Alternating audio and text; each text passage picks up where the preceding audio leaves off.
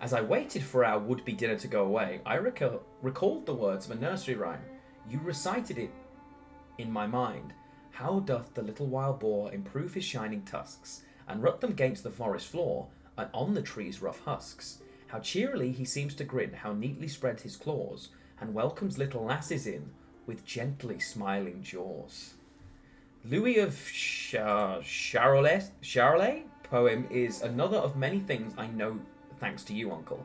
Unfortunately, it turned out to be a little less use in this situation. Annoying, really. Huddled in the large oak tree, I couldn't keep your voice and rhymes out of my head. I had a hard time gathering my thoughts to come up with some plan. The sight of my muddied sword trampled on by the boar's hooves didn't help my concentration. It frustrated me. What would you say, seeing the blade in such a state? I couldn't bear the thought. So, when I was sure the beast was gone for good, all that was left of my mind was the desire to get my weapon back.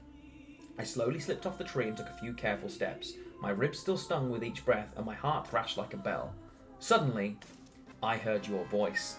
No, not in my head, but for real, getting closer. You screamed my name, but instead of joy, it filled me with panic. I quickly plunged my hand into the undergrowth and grabbed the sword, its blade shimmering beneath the filth. Then more shouting, my name ringing out all around. Shadows moved among the trees. From the darkness came louder and louder. Ciri! Cirilla! Cirilla Fiona Ellen Rhiannon, Princess of Cintra. And suddenly the nightmares came back. Even though I was awake, there was a wall of fire before me.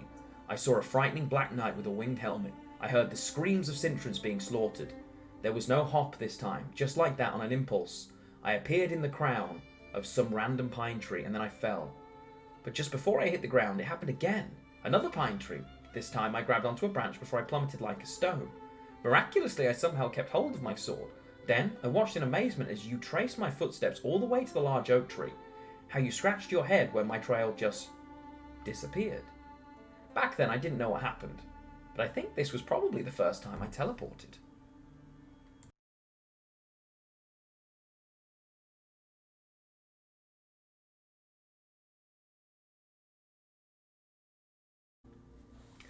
How come you didn't hear about this before? Well, Geralt helped me. Although you were all looking, it was he who finally found me. As always, destiny, huh? I know, it's getting old, just destiny and destiny over and over again. And beans. Ha! In any case, I was so confused as I watched you from atop the tree I should never have been in. The world seemed unreal, and time passed at a strange, altered pace. I don't think I prophesied on this occasion, or you surely would have heard me. But I had a vision.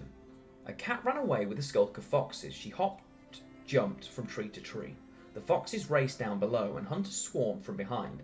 Blacks, reds, hounds, and even one really scary lion. My eyes snapped open. Geralt was leaning over me with a stern face, but the faintest of smiles betrayed his facade. He was angry with me, sure, but I was safe, and that was clearly most important to him. Of course, I started talking pretty quickly, about leaving the trail, about this grand plan of mine, about the trap that didn't quite work, and the stubborn boar that refused to yield. I just didn't mention the strange jumps, or talk about the vision. I was afraid, and I wanted to pretend it hadn't happened. I thought, instead of dwelling on such things, why not convince him of my original plan? After all, working together as a team, well, that boar wouldn't stand a chance. Geralt disagreed. He said I had probably come across the old wild, the caring spirit of the forest, so no boar. But we didn't leave empty-handed. While returning to Kaer Morhen, we managed to hunt a hare along the way. It was small, skinny and stringy, but the soup came out surprisingly tasty. Do you remember? No, of course you don't. You didn't even notice the hare when we came back. You didn't care about fatigue or hunger. You were more interested in me. The fear that echoed in my voice and the bruising of my ribs. You immediately took care of my wounds and started brewing some healing potions.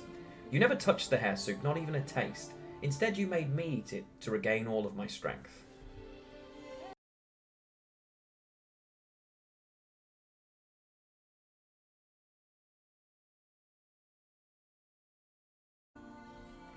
Fairy tales and nursery rhymes, all these fat volumes read together. Fencing lessons, anything else? Maybe for a change, something you didn't teach me? A lot of things, right? But this is quite a crucial one. Contrary to appearances, neither you nor Geralt showed me how to kill. How to defend myself, yes. To survive, sure. To not give up. But not how to take someone's life in cold blood. Because to fight is not the same as to kill. You know that well enough. So you taught me how to swing a sword to pirouette, how to dodge and block, well, even how to attack, how to cut through a leather brag, a straw mannequin, an overgrown rodent, but not to kill another human. That I had to learn myself. Much later. By the time of my first, I'd long left Kaer Morhen, and I'd attained some basic education at the Temple of Melitele, where I received magical training under the supervision of Yennefer. But, once again, just as I started to warm to my new surroundings, I was whisked away to someplace else, and this time I found myself on the island of Thaned. During the coup. I won't recount the whole incident for you, Uncle. You already know the events well enough, but it was terrible. One moment I was asleep in bed, the next I was kneeling among dead bodies. Suddenly, Thaned became a second Sintra. People screamed, fought desperately, and died brutally before my eyes. Whether by sword or sorcery, death is ugly. So I ran from it, especially as those I loved had disappeared, left me to be hunted. Again. And in the chaos, in this mad dash for my life, I found myself in Tor Lara, at the portal. It attracted me, summoned me, even whispered, and there was no other escape, only this shining oval. So I closed my eyes and I stepped into it. Then there was a blinding brightness and a furious whirlpool, a breathless blast that crushed my ribs and sucked the air from my lungs. I ended up completely alone in the middle of nowhere. The warp portal had spat me out in some random desert, where I was certain I would die. But I didn't. I found my way out. You know I somehow always do. Unfortunately, I ran straight into the hands of mercenary bandits. It seemed no matter how far I ran, trouble would always find me. Capture looked to be my fate once more, and as we both know by now, it's pretty hard to outrun destiny. But it was not to be. Thanks to the help of a skulk of foxes, I managed to escape. I'd always wondered where the foxes of my vision would show up, who they'd be, what they'd be like. As it happens, they turned out to be a rather violent Hansa.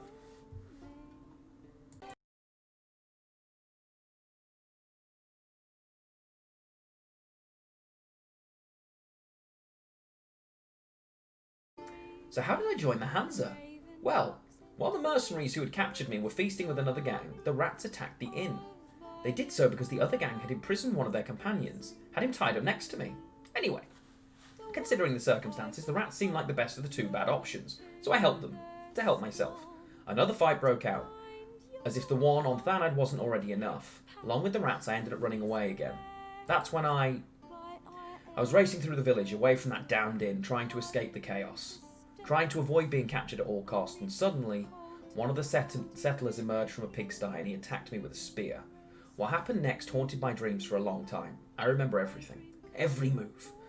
That instinctual half-turn that saved me from the spearhead, the settler that didn't have time to block my riposte. My cut was simply too fast, and for a moment, I saw his mouth open, ready to scream.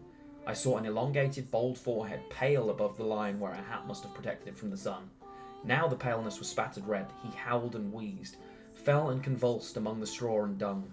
Blood spurted from him like a stuck pig, and my stomach rolled up in my throat. I tried to justify what happened, and I explained to myself that it was the fault of my training, pure muscle memory. I didn't want to take anyone's life, it was self-defense. And that was the truth. At least that first time. Later, when I'd officially joined the rats, that changed. I changed. I started for killing for reasons not worth killing for, and certainly not worth dying over. But this didn't happen right away.